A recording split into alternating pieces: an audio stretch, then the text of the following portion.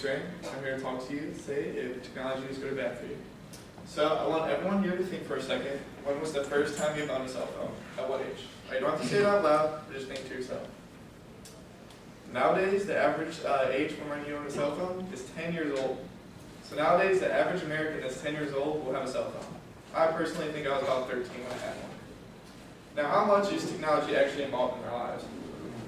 Well, more than 1 billion people have a Facebook account. That's nearly, I think, 1/3 of America right there that probably owns one. We spend the same time eating and drinking as we do checking our Facebook account, which is pretty sad because I know sometimes I'll be checking my Facebook account while I'm eating and drinking. So I don't know if that counts into it or not, but definitely does not help. The cell phone ownage and TV ownage is 95% in America. So basically, they said the odds were of you finding a person without a cell phone would be the same chance of you hitting the lotto. So everyone owns a cell phone, is what I'm getting at.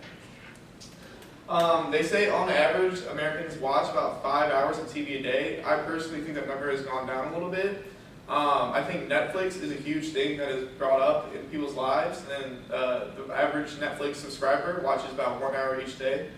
So that's not too bad compared to 5 hours, but that's still a good amount.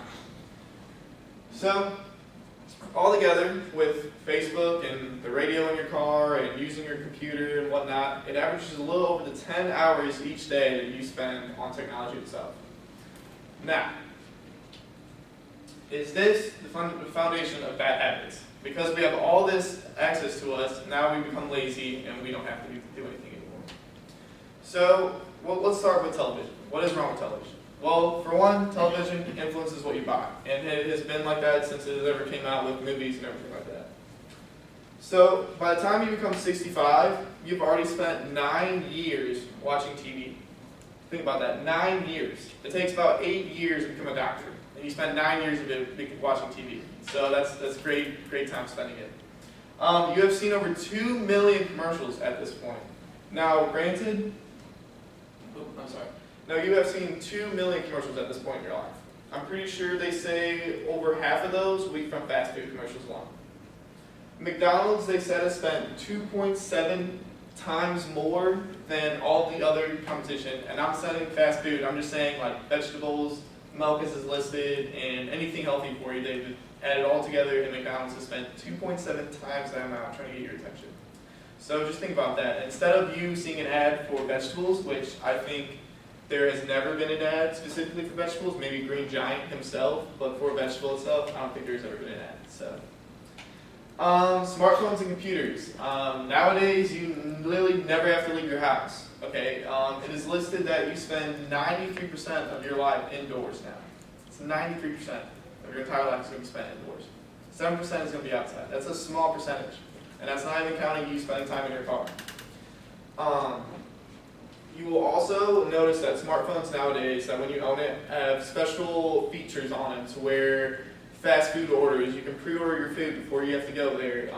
Domino's is another one that you can use your apps on that have like special offers to get your attention to wanting to spend your money that way. Last year, 6 billion fast food ads appeared on Facebook alone. So when you're scrolling through your Facebook ad next time tonight, just look and see how many fast food ads you actually see pop up. I know for one, I think I've seen Arby's and Wendy's like maybe 10 times today already on my newsfeed. Fast food is actually becoming the #1 supplier of free Wi-Fi, big yes, because they want you to come in there and sit down and use all your fancy gadgets while you're eating their food. Starbucks is listed as a fast food company, and they are the #1 supplier of free Wi-Fi right now. So just think about that for a second. Fast food is our #1 supplier of free Wi-Fi. Not your school, not your local business, fast food is our #1 supplier. So, to put this in perspective, technology and obesity. Technology for cell phone and TV ownage has 100% doubled. So from the 1980s, from 2010 and beyond, it has more than 10 times itself.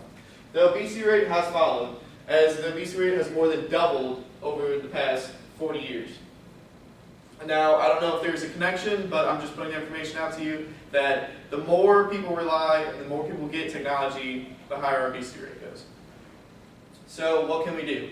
We don't want to be stuck in this loop of Where, you know, if you guys have ever seen the movie WALL-E, where we're hovering around, we don't even need to walk anymore, there's no need for exercise.